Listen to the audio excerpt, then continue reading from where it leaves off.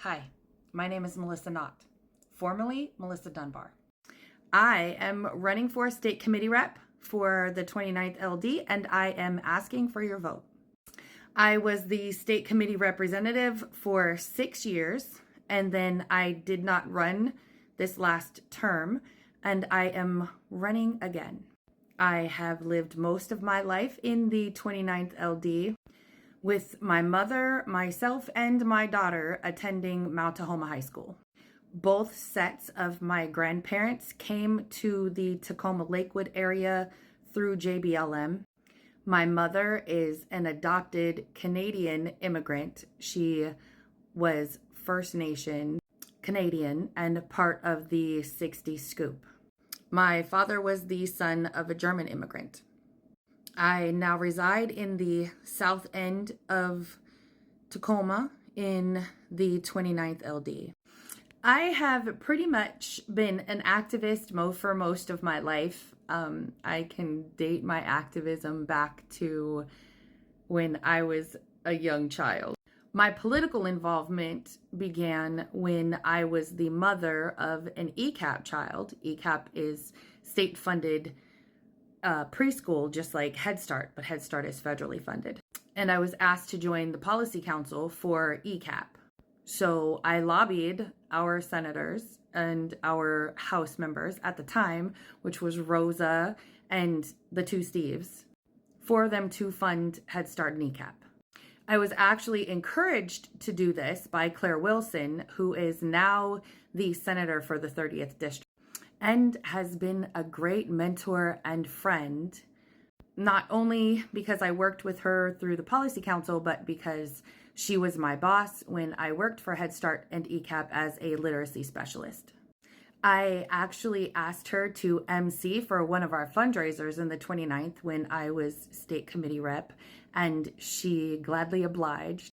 I also recruited Lori Jenkins and Aaron Jones and a few other people to help us in those fundraisers, of which we collaborated with the second LD, so our fundraisers would be more robust and we were able to split that money. The 29th LD made about $16,000, and we were able to send out literature to the residents of the 29th LD at the rate of about $6,000. So they were more in the know and understood who we had endorsed as an organization. As a state committee rep, I went to every single state committee meeting except for one. I even went to one where it was the day after I had surgery and I was still in the hospital, and I asked our then chair to come and help me log in so that I could perform my duties. The one that I did miss, I proxied. So I take my job seriously.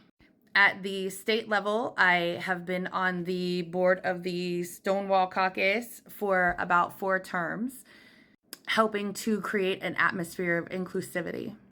I am a member of the African American Caucus, of the Separation Between Church and State Caucus, and a few others.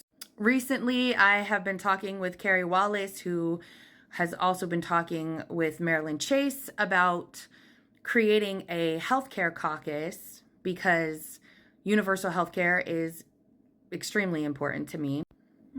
Caucus or council, one of our DNC members, David McDonald, is trying to get the distinction solidified between calling things a caucus or a council. It was actually the collaborative effort between myself and our former chair, Cassandra, that pointed out the inequity in the state committee binary. And then David McDonald made the formal change from state committee man and state committee woman to include those who are non-binary.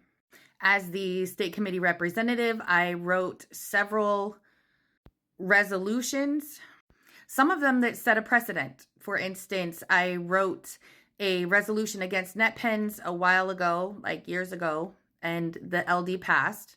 And it has just been recently in the news that the state of Washington has decided on a statewide ban of net pens. I take my work seriously, and I do my work with integrity.